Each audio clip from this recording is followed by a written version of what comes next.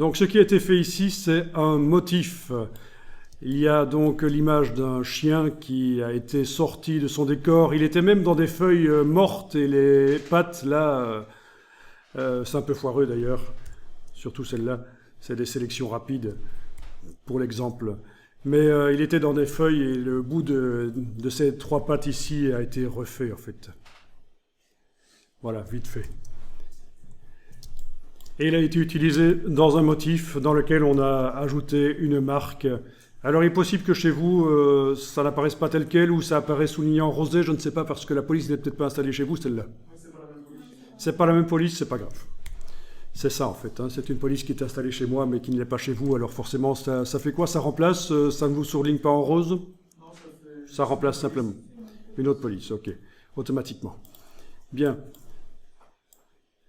Alors,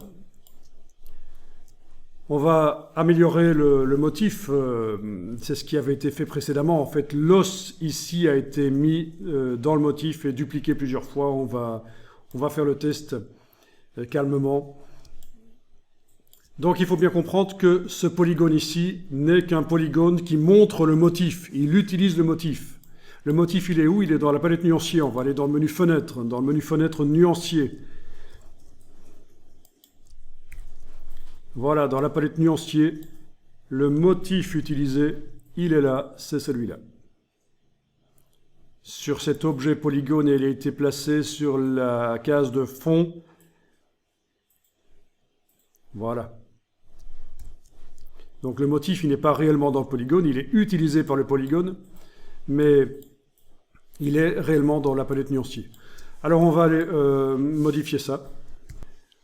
On va transférer l'os ici dans le motif. Vous allez le sélectionner avec la flèche noire.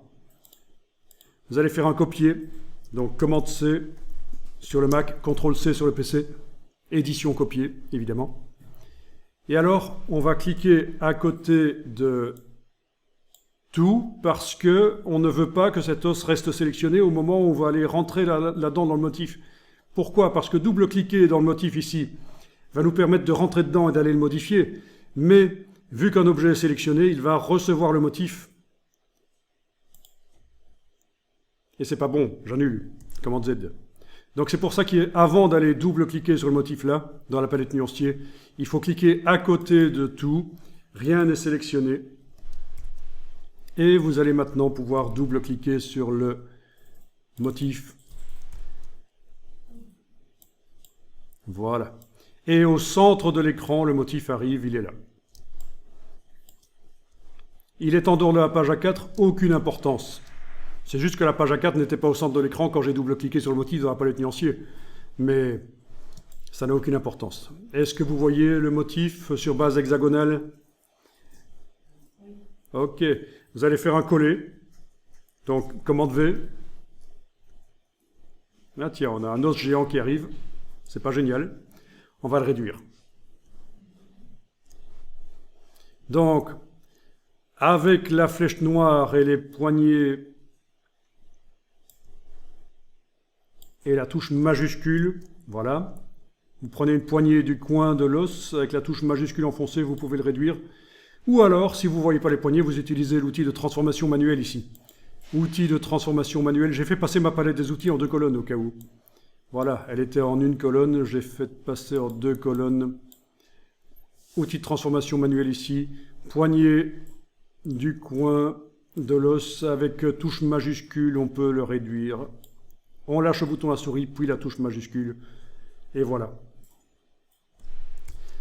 Et normalement, vous avez ce genre de choses, vous avez l'os qui se répète.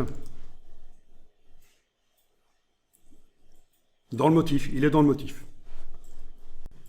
Donc on aurait pu réduire l'os avant de le copier.